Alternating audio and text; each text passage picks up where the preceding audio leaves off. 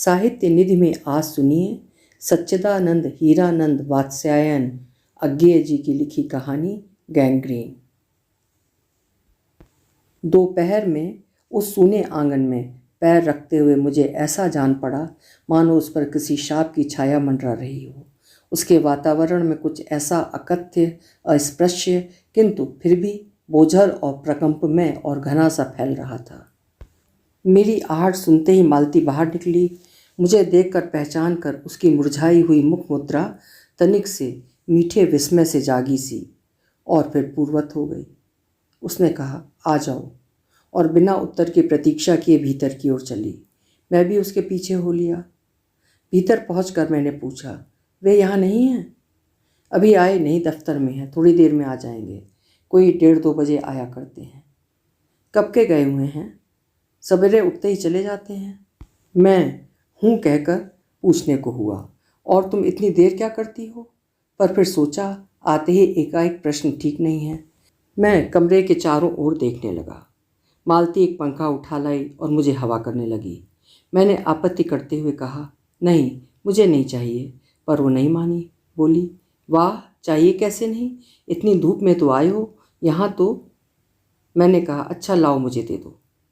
वो शायद ना करने वाली थी, पर तभी दूसरे कमरे से शिशु के रोने की आवाज़ सुनकर उसने चुपचाप पंखा मुझे दे दिया और घुटनों पर हाथ टेककर एक थकी हुई हूँ करके उठी और भीतर चली गई। मैं उसके जाते हुए दुर्बल शरीर को देखकर सोचता रहा, ये क्या है, ये कैसी छाया सी इस घर पर छाई हुई है। मालती मेरी दूर के रिश्ते की बहन है, किंतु उसे सखी कहना ही उचित है, क्योंकि हमारा परस्पर संबंध सख्य का ही रहा है। हम बचपन से इकट्ठे खेले हैं, इकट्ठे लड़े और पिटे हैं, और हमारी पढ़ाई भी बहुत सी इकट्ठे ही हुई है, और हमारे व्यवहार में सदा सख्य की स्वेच्छा और स्वच्छंदता रही है। वो कभी भ्रातृत्व के या बड़े छोटेपन के बंधनों में नहीं घिरा। मैं आज कोई 4 वर्ष बाद उसे देखने आया हूँ। जब मैंने उसे इससे पूर्व देखा था तब वो लड़की ही थी। अब वो विवाहिता है, एक बच्चे की माँ भी है। इससे कोई परिवर्तन उसमें आया होगा, और यदि आया होगा तो क्या, ये मैंने अभी तक सोचा नहीं था। किंतु अब उसकी पीठ की ओर देखता हुआ मैं सोच रहा था, ये कैसी छाया इस घर पर छाई हुई है, और विशेषतः मालती पर। मालती बच्चे को लेकर लौट आई और फिर मुझसे कुछ दूर नीचे बिछी दरी पर बैठ गई। मैंने अपनी कुर्सी घुमाकर उसकी ओर उन्मुख होकर पूछा, इसका नाम क्या है? मालती ने बच्चे की ओर देखते हुए उत्तर दिया, नाम तो कोई निश्चित नहीं किया, वैसे टीटी कहते हैं। मैंने उसे बुलाया, टीटी टीटी आजा, पर वो अपनी बड़ी बड़ी आंखों से मेरी ओर देखता हुआ अपनी माँ से चिपट गया और रुआंसा सा होकर कहने लगा, मालती ने फिर उसकी ओर एक नज़र देखा और फिर बाहर आंगन की ओर देखने लगी। काफ़ी देर मौन रहा। थोड़ी देर तक तो मौन आकस्मिक ही था, जिससे मैं प्रतीक्षा में था कि मालती कुछ पूछे, किंतु उसके बाद एकाएक मुझे ध्यान हुआ मालती ने कोई बात ही नहीं की। यह भी नहीं पूछा कि मैं कैसा हूँ, कैसे आया हूँ। चुप बैठी है। क्या विवाह के 2 वर्ष में ही वो बीते दिन भूल गई, या अब मुझे दूर इस विशेष अंतर पर रखना चाहती है? क्योंकि वो निर्बाध स्वच्छंदता अब तो नहीं हो सकती, पर फिर भी ऐसा मौन जैसा अजनबी से भी नहीं होना चाहिए। मैंने कुछ खिन्न सा होकर दूसरी ओर देखते हुए कहा, जान पड़ता है तुम्हें मेरे आने से विशेष प्रसन्नता नहीं हुई। उसने एकाएक चौंक कर कहा, ये हूँ प्रश्न सूचक था, किंतु इसलिए नहीं कि मालती ने मेरी बात सुनी नहीं थी, केवल विस्मय के कारण। इसलिए मैंने अपनी बात दोहराई नहीं, चुप बैठा रहा। मालती कुछ बोली ही नहीं। तब थोड़ी देर बाद मैंने उसकी ओर देखा। वो एकटक मेरी ओर देख रही थी, किंतु मेरे अधर उन्मुख होते ही उसने आंखें नीची कर लीं। फिर भी मैंने देखा, उन आंखों में कुछ विचित्र सा भाव था, मानो मालती के भीतर कहीं कुछ चेष्टा कर रहा हो, किसी बीती हुई बात को याद करने की, किसी बिखरे हुए वायुमंडल को पुनः जगाकर गतिमान करने की, किसी टूटे हुए व्यवहार तंत्र को पुनरुज्जीवित करने की, और चेष्टा में सफल ना हो रहा हो। वैसे जैसे बहुत देर से प्रयोग में न लाए हुए अंग को व्यक्ति एकाएक उठाने लगे और पाए कि वो उठता ही नहीं है। चिर विस्मृत में मानो भर गया है, उतने क्षीण बल से, यद्यप ये सारा प्राप्य बल है, उठ नहीं सकता। मुझे ऐसा जान पड़ा मानो किसी जीवित प्राणी के गले में किसी मृत जंतु का तोक डाल दिया गया हो। वो उसे उतार कर फेंकना चाहे पर उतार ना पाए। तभी किसी ने किवाड़ खटखटाए। मैंने मालती की ओर देखा पर वो हिली नहीं। जब किवाड़ दूसरी बार खटखटाए गए तब वो शिशु को अलग करके उठी और किवाड़ खोलने गई। वे यानी मालती के पति आए। मैंने उन्हें पहली बार देखा था, यद्यप फोटो से उन्हें पहचानता था। परिचय हुआ। मालती खाना तैयार करने आंगन में चली गई और हम दोनों भीतर बैठकर बातचीत करने लगे। उनकी नौकरी के बारे में, उनके जीवन के बारे में, उस स्थान के बारे में और ऐसे अन्य विषयों के बारे में जो पहले परिचय पर उठा करते हैं, एक तरह से स्वरक्षात्मक कवच बनकर। मालती के पति का नाम है महेश्वर। वो एक पहाड़ी गांव में सरकारी डिस्पेंसरी के डॉक्टर हैं। उसी हैसियत से इन क्वार्टरों में रहते हैं। प्रातःकाल 7 बजे डिस्पेंसरी चले जाते हैं और 1:30 या 2 बजे लौटते हैं। उसके बाद दोपहर भर छुट्टी रहती है। केवल शाम को 1-2 घंटे फिर चक्कर लगाने के लिए जाते हैं। डिस्पेंसरी के साथ के छोटे से अस्पताल में पड़े हुए रोगियों को देखने और अन्य जरूरी हिदायतें करने। उनका जीवन भी बिल्कुल एक निर्दिष्ट ढर्रे पर चलता है। नित्य वही काम, उसी प्रकार के मरीज, वही हिदायतें, वही नुस्खे, वही दवाइयाँ। वो स्वयं उकताए हुए हैं और इसीलिए और साथ ही इस भयंकर गर्मी के कारण वो अपने फुर्सत के समय में भी सुस्त ही रहते हैं। मालती हम दोनों के लिए खाना ले आई। मैंने पूछा, तुम नहीं खाओगी या खा चुकी? महेश्वर बोले कुछ हंसकर, वो पीछे खाया करती है। पति 2:30 बजे खाना खाने आते हैं, इसलिए पत्नी 3 बजे तक भूखी बैठी रहेगी। महेश्वर खाना आरंभ करते हुए मेरी ओर देखकर बोले, आपको तो खाने का मज़ा क्या ही आएगा, ऐसे बेवक्त खा रहे हैं। मैंने उत्तर दिया, वाह, देर से खाने पर तो और अच्छा लगता है। भूख बढ़ी हुई होती है, पर शायद मालती बहन को कष्ट होगा। मालती टोक कर बोली, मेरे लिए तो ये नई बात नहीं है, रोज ही ऐसा होता है। मालती बच्चे को गोद में लिए हुई थी। बच्चा रो रहा था, पर उसकी ओर कोई भी ध्यान नहीं दे रहा था। मैंने कहा, ये रोता क्यों है? मालती बोली, हो ही गया है चिड़चिड़ा सा, हमेशा ही ऐसा रहता है। फिर बच्चे को डांट कर कहा, चुप कर, जिससे वो और भी रोने लगा। मालती ने भूमि पर बैठा दिया और बोली, अच्छा ले, रो ले, और रोटी लेने आंगन की ओर चली गई। जब हमने भोजन समाप्त किया तब 3 बजने वाले थे। महेश्वर ने बताया कि उन्हें आज जल्दी अस्पताल जाना है। यहाँ 1-2 चिंताजनक केस आए हुए हैं जिनका ऑपरेशन करना पड़ेगा। 2 की शायद टांग काटनी पड़े, गैंग्रीन हो गया है। थोड़ी ही देर में वो चले गए। मालती किवाड़ बंद कर आई और मेरे पास बैठने ही लगी थी कि मैंने कहा, अब खाना तो खा लो, मैं उतनी देर टीटी से खेलता हूँ। वो बोली, खा लूँगी, मेरे खाने की कौन बात है। किंतु चली गई। मैं टीटी को हाथ में लेकर झुलाने लगा, जिससे वो कुछ देर के लिए शांत हो गया। दूर, शायद अस्पताल में ही 3 खड़के। एकाएक मैं चौंका। मैंने सुना मालती वहीं अस्पताल में बैठी अपने आप ही एक लंबी सी थकी हुई सांस के साथ कह रही है, 3 बज गए, मानो बड़ी तपस्या के बाद कोई कार्य संपन्न हो गया हो। थोड़ी ही देर में मालती फिर आ गई। मैंने पूछा, तुम्हारे लिए कुछ बचा भी था? सब कुछ तो? बहुत था। हाँ, बहुत था। भाजी तो सारी मैं ही खा गया था, वहाँ बचा कुछ होगा नहीं। यूं ही रौब न जमाओ कि बहुत था, मैंने हंसकर कहा। मालती मानो किसी और विषय की बात कहती हुई बोली, यहाँ सब्जी वब्जी तो कुछ होती ही नहीं, कोई आता जाता है तो नीचे से मंगा लेते हैं। मुझे आए 15 दिन हुए हैं, जो सब्जी साथ लाए थे वही अभी तक बढ़ती जा रही है। मैंने पूछा, नौकर कोई नहीं है? कोई ठीक मिला ही नहीं, शायद 1-2 दिन में हो जाए। बर्तन भी तुम ही मांजती हो?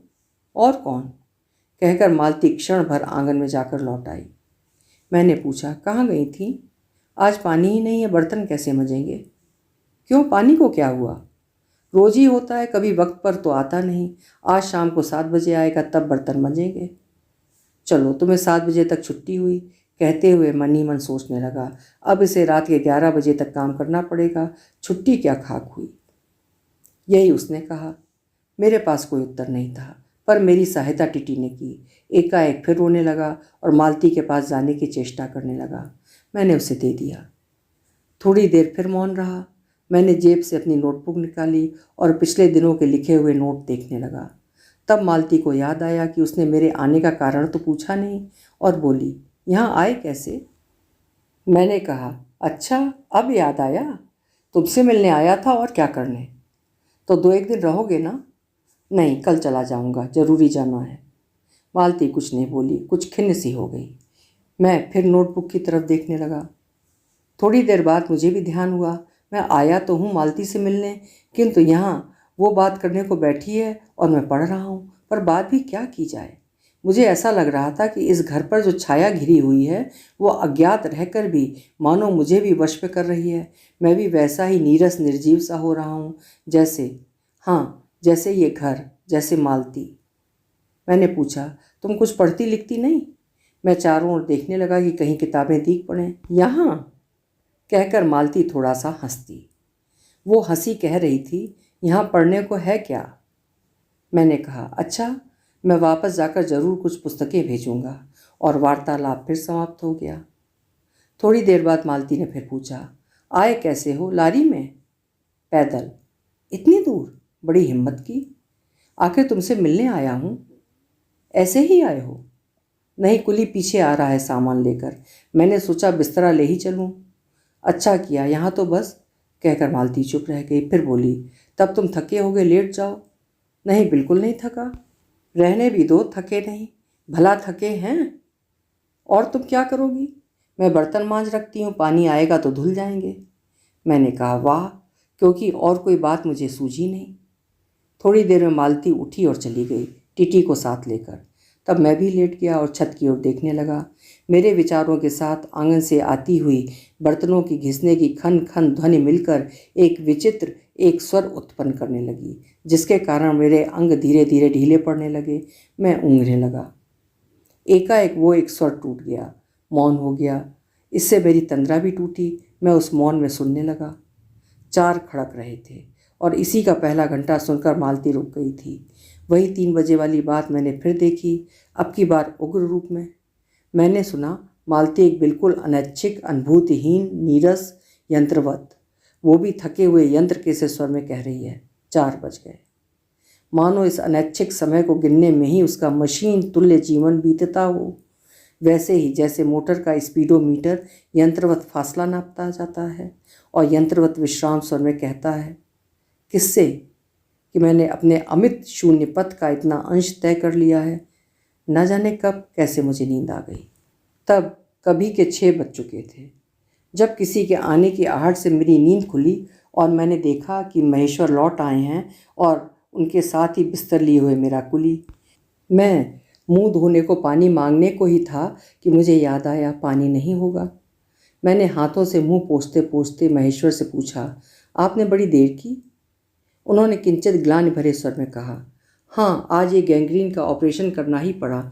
एक कर आया हूँ, दूसरे को एम्बुलेंस में बड़े अस्पताल भिजवा दिया है। मैंने पूछा, गैंग्रीन कैसे हो गया?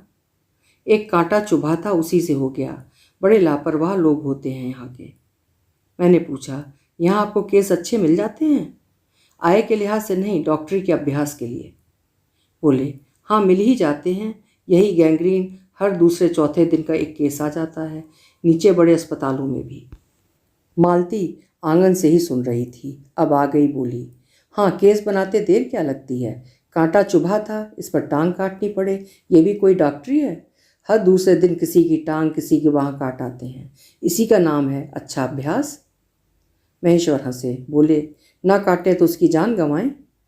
हाँ, पहले तो दुनिया में कांटे ही नहीं होते होंगे, आज तक तो नहीं सुना था कि कांटों के चुभने से मर जाते हैं। महेश्वर ने उत्तर नहीं दिया, मुस्कुरा दिए। मालती मेरी ओर देखकर बोली, ऐसे ही होते हैं डॉक्टर, सरकारी अस्पताल है ना, क्या परवाह है। मैं तो रोज ही ऐसी बातें सुनती हूँ। अब कोई मर मुर जाए तो ख्याल ही नहीं होता, पहले तो रात रात भर नींद नहीं आया करती थी। तभी आंगन में खुले हुए नल ने कहा, टिप टिप टिप टिप टिप टिप टिप टिप। मालती ने कहा, पानी, और उठकर चली गई। खनखनाहट से हमने जाना, बर्तन धोए जाने लगे हैं। टिटी महेश्वर की टांगों के सहारे खड़ा मेरी ओर देख रहा था। अब एकाएक उन्हें छोड़कर मालती की ओर खिसकता हुआ चला। महेश्वर ने कहा, उधर मत जा, और उसे गोद में उठा लिया। वो मचलने और चिल्ला चिल्ला कर रोने लगा। महेश्वर बोले, अब रो रो कर सो जाएगा, तभी घर में चैन होगी। मैंने पूछा, आप लोग भीतर ही सोते हैं? गर्मी तो बहुत होती है। होने को तो मच्छर भी बहुत होते हैं, पर ये लोहे के पलंग उठाकर बाहर कौन ले जाए? अब के नीचे जाएंगे तो चारपाइयाँ ले आएंगे। फिर कुछ रुक कर बोले, आज तो बाहर ही सोएंगे, आपके आने का इतना लाभ ही होगा। टीटी अभी तक रोता ही जा रहा था। महेश्वर ने उसे एक पलंग पर बिठा दिया और पलंग बाहर खींचने लगे। मैंने कहा, मैं मदद करता हूँ, और दूसरी ओर से पलंग उठाकर निकलवा दिए। अब हम तीनों, महेश्वर, टीटी और मैं, दो पलंगों पर बैठ गए और वार्तालाप के लिए उपयुक्त विषय न पाकर उस कमी को छुपाने के लिए टीटी से खेलने लगे। बाहर आकर वो कुछ चुप हो गया था, किंतु बीच बीच में जैसे एकाएक कोई भूला हुआ कर्तव्य याद करके रो उठता, या और फिर एकदम चुप हो जाता था। और कभी कभी हम हंस पड़ते थे या महेश्वर उसके बारे में कुछ बात कह देते थे।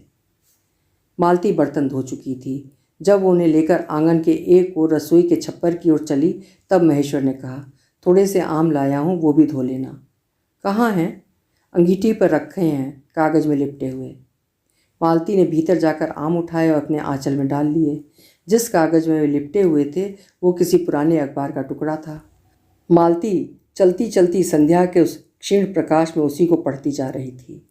वो नल के पास जाकर खड़ी उसे पढ़ती रही। जब दोनों ओर पढ़ चुकी तब एक लंबी सांस लेकर उसे फेंक कर आम धोने लगी। मुझे एकाएक याद आया, बहुत दिनों की बात थी, जब हम अभी स्कूल में भर्ती हुए ही थे, जब हमारा सबसे बड़ा सुख, सबसे बड़ी विजय थी हाजिरी हो चुकने के बाद चोरी से क्लास से निकल भागना और स्कूल से कुछ दूरी पर आम के बगीचे में पेड़ों पर चढ़कर कच्ची अमियाँ तोड़ तोड़ कर खाना। मुझे याद आया, कभी जब मैं भाग जाता और मालती नहीं आ पाती थी तब मैं भी खिन्न मन लौट आया करता था। मालती कुछ नहीं पढ़ती थी। उसके माता पिता तंग थे। एक दिन उसके पिता ने उसे एक पुस्तक ला कर दी और कहा कि इसके 20 पेज रोज़ पढ़ा करो। हफ्ते भर बाद मैं देखूं कि इसे समाप्त कर चुकी हो, नहीं तो मार मार कर चमड़ी उधेड़ दूंगा। मालती ने चुपचाप किताब ले ली, पर क्या उसने पढ़ी? वो नित्य ही उसके 10 पन्ने 20 पेज फाड़कर फेंक देती, अपने खेल में किसी भांति फर्क न पड़ने देती। जब 8वें दिन उसके पिता ने पूछा, किताब समाप्त कर ली? तो उत्तर दिया, हाँ कर ली। पिता ने कहा, लाओ मैं प्रश्न पूछूंगा। तो चुप खड़ी रही। पिता ने कहा तो उद्यत स्वर में बोली, किताब मैंने फाड़ कर फेंक दी है, मैं नहीं पढ़ूंगी। उसके बाद वो बहुत पिटी, पर वो अलग बात है। इस समय मैं यही सोच रहा था कि वो उद्धत और चंचल मालती आज कितनी सीधी हो गई है, कितनी शांत, और एक अखबार के टुकड़े को तरसती है। ये क्या? ये तभी महेश्वर ने पूछा, रोटी कब बनेगी? बस अभी बनाती हूँ। और अब की बार जब मालती रसोई की ओर चली तब टिटी की कर्तव्य भावना बहुत विस्तीर्ण हो गई। वो मालती की ओर हाथ बढ़ाकर रोने लगा और नहीं माना। मालती उसे भी गोद में लेकर चली गई। रसोई में बैठकर एक हाथ से उसे थपकाने और दूसरे से कई छोटे छोटे डिब्बे उठाकर अपने सामने रखने लगी। और हम दोनों चुपचाप रात्रि की और भोजन की और एक दूसरे के कुछ कहने की और न जाने किस किस न्यूनता की पूर्ति की प्रतीक्षा करने लगे। हम भोजन कर चुके थे और बिस्तरों पर लेट गए थे और टिटी सो गया था। मालती पलंग के एक ओर मोमजामा बिछाकर उसे उस पर लिटा गई थी। वो सो गया था, पर नींद में कभी कभी चौंक उठता था। एक बार तो उठकर बैठ भी गया, पर तुरंत ही लेट गया। मैंने महेश्वर से पूछा, आप तो थके होंगे, सो जाइए। वो बोले, थके तो आप अधिक होंगे, 18 मील पैदल चलकर आए हैं। किंतु उनके स्वर ने मानो जोड़ दिया, थका तो मैं भी हूँ। मैं चुप रहा। थोड़ी देर में किसी अपर संज्ञा ने मुझे बताया वो ऊँघ रहे हैं। तब लगभग 10:30 बजे थे। मालती भोजन कर रही थी। मैं थोड़ी देर मालती की ओर देखता रहा। वो किसी विचार में, यद्यप बहुत गहरे विचार में नहीं, लीन हुई धीरे धीरे खाना खा रही थी। फिर मैं इधर उधर खिसक कर पर आराम से होकर आकाश की ओर देखने लगा। पूर्णिमा थी, आकाश अनभ्र था। मैंने देखा उस सरकारी क्वार्टर की दिन में अत्यंत शुष्क और नीरस लगने वाली स्लेट की छत भी चांदनी में चमक रही है। अत्यंत शीतलता और स्निग्धता से छलक रही है, मानो चंद्रिका उन पर से बहती हुई आ रही हो, झर रही हो। मैंने देखा पवन में चीड़ के वृक्ष, गर्मी से सूखकर मटमैले हुए चीड़ के वृक्ष धीरे धीरे गा रहे हों कोई राग जो कोमल है किंतु करुण नहीं, अशांतिमय है किंतु उद्वेगमय नहीं। मैंने देखा प्रकाश से धुंधले नीले आकाश के तट पर जो चमगादड़ नीरव उड़ान से चक्कर काट रहे हैं वे भी सुंदर दिखते हैं। मैंने देखा दिन भर की तपन, अशांति, थकान, दाह पहाड़ों में से भाप से उठकर वातावरण में खोए जा रहे हैं, जिसे ग्रहण करने के लिए पर्वत शिशुओं ने अपनी चीड़ वृक्ष रूपी भुजाएं आकाश की ओर बढ़ा रखी हैं। पर ये सब मैंने ही देखा, अकेले मैंने। महेश्वर ऊँघ रहे थे और मालती उस समय भोजन से निवृत्त होकर दही जमाने के लिए मिट्टी का बर्तन गर्म पानी से धो रही थी और कह रही थी, अभी छुट्टी हुई जाती है। और मेरे कहने पर ही कि 11 बजने वाले हैं, धीरे से सिर हिलाकर जता रही थी कि रोज ही इतने बज जाते हैं। मालती ने वो सब कुछ नहीं देखा। मालती का जीवन अपनी रोज की नियत गति से बहा जा रहा था और एक चंद्रमा की चंद्रिका के लिए, एक संसार के लिए रुकने को तैयार नहीं था। चांदनी में शिशु कैसा लगता है, इस अलस जिज्ञासा से मैंने टीटी की ओर देखा और वो एकाएक मानो किसी शैशवोचित वामता से उठा और खिसक कर पलंग से नीचे गिर पड़ा और चिल्ला चिल्ला कर रोने लगा। महेश्वर ने चौंक कर कहा, क्या हुआ? मैं झपट कर उसे उठाने दौड़ा। मालती रसोई से निकल कर आई और मैंने उस खट शब्द को याद करके धीरे से करुणा भरे स्वर में कहा, चोट बहुत लग गई बेचारे के। ये सब मानो एक ही क्षण में एक ही क्रिया की गति में हो गया। मालती ने रोते हुए शिशु को मुझसे लेने के लिए हाथ बढ़ाते हुए कहा, इसके चोटें लगती ही रहती हैं, रोज ही गिर पड़ता है। एक छोटे क्षण भर के लिए मैं स्तब्ध हो गया। फिर एकाएक मेरे मन ने, मेरे समूचे अस्तित्व ने विद्रोह के स्वर में कहा, मेरे मन ने भीतर ही, बाहर एक शब्द भी नहीं निकला। माँ, युवती माँ, ये तुम्हारे हृदय को क्या हो गया है जो तुम अपने एकमात्र बच्चे के गिरने पर ऐसी बात कह सकती हो, और ये अभी जब तुम्हारा सारा जीवन तुम्हारे आगे है। और तब एकाएक मैंने जाना कि ये भावना मिथ्या नहीं है। मैंने देखा कि सचमुच उस कुटुंब में कोई गहरी भयंकर छाया घर कर गई है। उनके जीवन के इस पहले ही यौवन में घुन की तरह लग गई है। उसका इतना अभिन्न अंग हो गई है कि वे उसे पहचानते ही नहीं, उसी की परिधि में घिरे हुए चले जा रहे हैं। इतना नहीं, मैंने उस छाया को देख भी लिया। इतनी देर में पूर्ववत शांति हो गई। महेश्वर फिर लेटकर ऊँघ रहे थे। टिटी मालती के लेटे हुए शरीर से चिपट कर चुप हो गया था। यद्यपि कभी एक आध सिसकी उसके छोटे से शरीर को हिला देती थी। मैं भी अनुभव करने लगा था कि बिस्तर अच्छा सा लग रहा है। मालती चुपचाप ऊपर आकाश में देख रही थी, किंतु क्या चंद्रिका को या तारों को? तभी 11 का घंटा बजा। मैंने अपनी भारी हो रही पलकें उठाकर अकस्मात किसी अस्पष्ट प्रतीक्षा से मालती की ओर देखा।